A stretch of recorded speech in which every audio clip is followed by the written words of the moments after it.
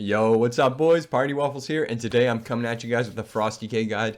And Frost was just buffed today, so it's going to be extra exciting. I know it was a little delayed. The subathon went pretty long, but we're going to get right into this with the Frost. So I got two builds for you guys today: Fallen Crusader build, Razorice build. The Fallen Crusader build is going to be more solo shuffle centric. The other one's going to be more arena threes centric. So let's get right into this, boys. So we're going to show you the Fallen Crusader build first. And yeah, I'm basically going to tell you everything you guys need to know to succeed, explain how to do damage, everything in my normal format. Let's get right into it. So basically, this is pretty standard, right? I'm playing March of Darkness, though, just for to synergize with Death's Echo, because then it's going to make my Death's Advance be a little bit faster, which is nice for setting up those goes that we got to do as Frost. And then, of course, we're going to be playing Double Grip. We're going to be playing Long Grip. I'm personally playing A-Bomb Limb, but you can swap the A-Bomb Limb over to Empower Rune Weapon if you don't want the A-Bomb Limb. Empowered Rune Weapon, it gets CDR because of the Frost DK tier, so it's actually pretty good. So you can play either one. It's interchangeable. And then a lot of these talents here are shiftable, right? Like the defensives, if you want to shift something around, like say if you want 60-second less IBF, you can shift this around for that. Drop a little bit of crit there. Depends what you're fighting, right? But more or less, this is going to be pretty good the way it is, and you pretty much don't have to move anything around at all, really.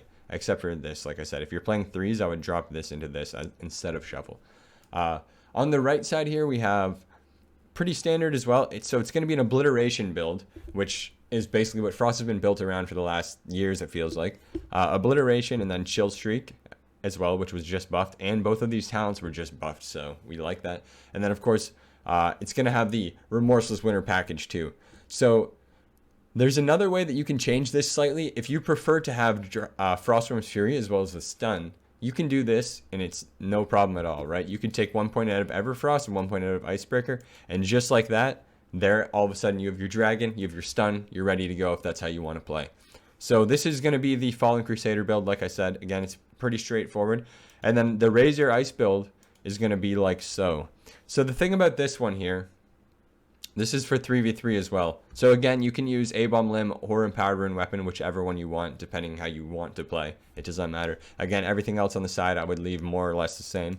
But the right here, so the main difference between this, Razor Ice is more like you can plan, you stack it up, and then for your go, you have the stacks, right? But in Solo Shuffle, it's not always like that. So this one is more threes based because we're playing Shattering Blade here. So this is going to be a huge hit of damage, basically. It's going to consume all 5 of our Razor Ice stacks, so we can go into a huge Obliterate, into a huge Shattering Blade, Frost Strike, into another Obliterate, and it's just a lot of damage in a short period of time. It's really nice. I'm not a huge fan of it in Solo Shuffle as much. Like, it's still fun, it still works, right? But in threes, threes is a lot more scripted, so yeah, that's going to be the main difference here between the builds, right? Again, you're seeing these things drop for the dragon here. If you don't want the dragon and you wanted Icebreaker instead, you could go double Icebreaker, you could go Everfrost. Again, it's up to you. As long as the meat and potatoes of the build stays the same, you can play it like that, okay? But yeah, so basically those are the two builds. I'm going to quickly run through the PvP talents here. So Death Chill, Remorseless Winter applies it's basically a root when you press your Remorseless Winter, right? So you have Remorseless Winter go every 30 seconds. So this is kind of nice, actually, to keep people in the Remorseless Winter so they get stunned and keep them in the D&E and everything. It's not actually that bad. You can send this if you want. If it helps you get people in your Remorseless Winter stun, feel free. Delirium, it's nice against like mages, things with a lot of mobility, so you can slow their mobility and you can actually run them down easier. Like say you're playing TSG into like a mage. You throw this on them, the mage is not getting away. Shroud of Winter, I don't play this too often, but it's pretty self-explanatory. Like if your enemies are in it, they obviously they can't CC somebody 40 yards away. So say you have a druid 40 yards away and you're using this, they're not going to be able to CC that druid, right? So you could use this as well. Dark Sim, you could play this into Boomkins to steal clone if you wanted to just stall the game out or set up a kill. Bitter Chill, nice to put some haste reduction on your enemies, like say a Destro Warlock or something like that. Rotten Wither's terrible, don't play this. Necro Aura, I play this a lot. This is mostly what my talents look like, right? These 3 that I have right now, more or less is what it looks like. Sometimes I've been playing this, though. So that's kind of what it's going to be my bread and butter for the most part, but there's a lot of good talents here. So Necro Aura is also good, just pretty self-explanatory again. And then Spell Warden, this is nice sometimes because then your Pillar of Frost is at 1 minute, right? So this makes your AMS 30 seconds. You can basically AMS to cover yourself every Remorseless Winter go every 30 seconds. And yeah, or you can use it to like stop a trap on your healer or something like that. Crucial CC. This is also good. Rewarding ability. And then Bloodforged Armor. If you have to tank with a bunch of physical damage, you could play Bloodforged Armor and just try to keep it up with Deathstrike whenever they're on you and everything like that, so that you can live till your big damage moments, right? So that's basically it for the PvP talents and everything like that. So let's move on to the next section here. So basically with gear, it's just going to be pretty straightforward, right? We're going to be using, if we're playing either of these builds, we're going to be playing around 1 minute Pillar of Frost goes and then 30-second Remorseless goes, okay? So this, we're going to stack this trinket with our 1 minute Pillar of Frost huge damage, okay? So that's what we're going to be using for that. In terms of versatility, I'm talking in PvP numbers here, okay? 30%, or between 24 and 30% is the number you're looking for verse. Depends how much you want to drop. You'll obviously be squishier, but you'll be like a glass cannon, which fits the playstyle for threes a lot. Next, so stat mastery here is, or your stat weight, sorry, is going to be, you want the highest to be mastery, okay? You could either even go, you could go a little bit of haste or you could go no haste, but I would recommend, I'm about 20% haste in PvP combat right now, okay? I'm 15% outside, about 20% inside.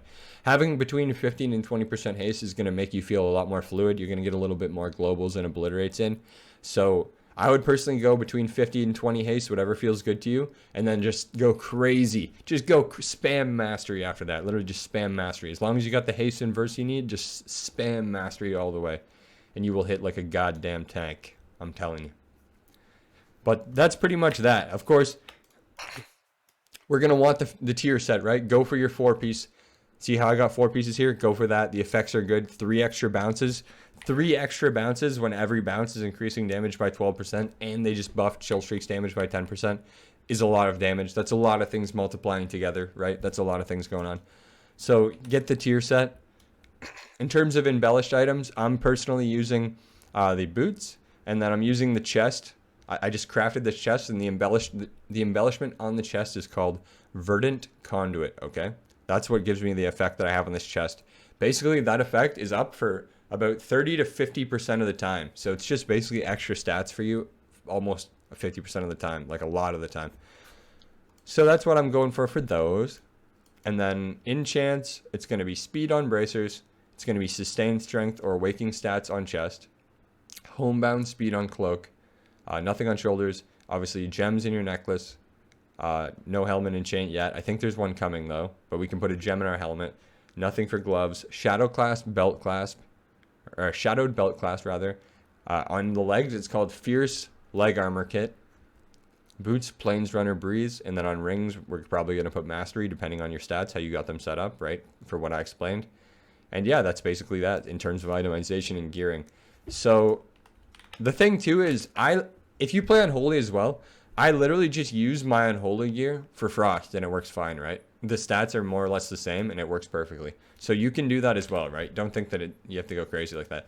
Get the Legendary Axe, of course, if you can. But anyways, there we go, boys. On to the next thing here. So we already talked about Rune Forges too, right? It's spec dependent. So we're going to talk about how to do damage now. So let's get it. All right, so for your normal rotation, it's basically, I'm going to make it as simple as possible, okay? So Howling Blast to apply your dot, Obliterate to build runic power, Frost Strike, and then to dump your runic power, and then Obliterate if you have procs, and then only Howling Blast if you get a proc. Howling Blast is just to put the Frost Fever on the target or to use a proc. Basically, you have this right here, okay? Unleashed Frenzy, and then you have this right here. So these two buffs, which is stacking strength and stacking attack speed, will both be held up every time you use a Frost Strike or a Death Strike. So anything that spends runic power. So essentially, you just want to weave Obliterates and Frost Strikes, and then that way you'll just keep it up. Like if you want to think of the most simple way to do it to keep it up, that's it right there. Just literally weave it. Frost Strike, Obliterate, Frost Strike, Obliterate, Frost Strike, Obliterate. You can literally just weave them, and then when you get a Howling Blast proc, you press that. Other than that, Frost Strike, Obliterate, and then proc, and that's pretty much it. Literally just weave Frost Strike and Obliterate. You'll keep your procs up perfectly just like that, and then just when the rhyme procs for Howling Blast, just press that. And that's literally the rotation. Other than that, drop Death and Decay. If you have people stacked, you can cleave with Death and Decay with Obliterate, but that's literally the rotation. So there it is, boys. So basically, that's your rotation at the core. But if we want to talk about bursting, it's like this, okay? With Pillar of Frost, it used to be that you needed 2 people stacked up at all times. Although it's still better, right? The more people you have stacked up, the more damage you're going to do with your Cleaving Remorseless Winter. Again, the chill streak used to have to bounce off other people, but it does not anymore. So in terms of doing a chill streak go, you do not need a mass group. But in terms of AoE stunning everyone and getting a triple go where everyone's covered by yourself, it's still really good to do. So if you can get a triple go, obviously try and get them together with Remorseless Winter. If you need to set it up with blind, you can do that. So a go could look like this, right? Like say you grip them together, you blind them, you pop Remorseless Winter, you pop Death and Decay, and then right as it's about to get stunned, you Pillar of Frost, Chill Streak, Howling Blast, Obliterate because it cleaves in the Death and Decay, and then just click the button that lights up, right? If no button lights up, you press Frost Strike to make it light up. Because when we're playing Obliteration, well, your Pillar of Frost is active. Every Howling Blast or Frost Strike that you press is going to make your next Obliterate be a critical, okay? And because of the Death and Decay on the ground, your Obliterates cleave. So you basically just want to be weaving critical Obliterate, and then whatever you need to make it proc again, either a Frost Strike or a Howling Blast, depending if Howling Blast had a proc or not. You're basically clicking the light up button, essentially. If there's no button lit up, you're clicking Frost Strike. But you're going to be prioritizing the Obliterate if it's lit up during the Pillar of Frost. So that's one way. That's the cleaving way, right? And then if you're not cleaving though, again, if you have a single target, you can still do it like this. You just pop the Remorseless Winter on them or whatever stun. You can use Asphyxiate if you have it too. But you would Remorseless Winter and then pop the Chill Streak Pillar of Frost and just do the exact same thing, but just with one singular person, right? So you're doing the same exact same thing, but with one person. So you don't need the Death and Decay, all right? You do not need the Death and Decay. But one crucial thing, okay? This is really imperative and important for you, especially in solo shuffle. Now that Remorseless Winter is a 30-second cooldown, okay? And it's also your stun. So this is very important. You want to use Remorseless Winter as soon as it comes up, right? Like you're going to do your first opening go, like your Remorseless Winter Pillar D&D, like do the whole opening AoE go, right? Try and get as many people in it, do it. You can again send the A-bomb limb whenever you need to for the grip or the damage, mostly the grip, but yeah, so you're going to do your massive go. And then this is Pillar of Frost is 1 minute. Everything you have is 1 minute, right? So this is going to come off cooldown. You need to press this the second it comes off cooldown, okay? Because if you don't, say you wait for this and it's like, oh, 25 seconds left until Pillar. You want to press it right at 30 seconds because then your Pillar is going to be back in 30 seconds and you have your next go. If you delay pressing this by 10 seconds or something, and then Pillar's on cooldown in 20 seconds, then you're going to be wasting a lot of time. You're going to be wasting like 10 seconds waiting for your next Pillar, 10, 15 seconds, whatever. And if you keep doing that over the course of the game, you're going to be potentially missing an entire go or something. You need to press this basically on cooldown, okay? So the second when it's about to be off cooldown, you already want to be presetting it up, all right? For the one in between, if it's coming off cooldown and you're about to do your Pillar go, you can wait a couple seconds, right? Like if it's your huge Pillar go, you want to make sure it's clean. But the 30-second in between go where you don't have Pillar, you want to just make sure you press it immediately so you can get back to your Pillar go.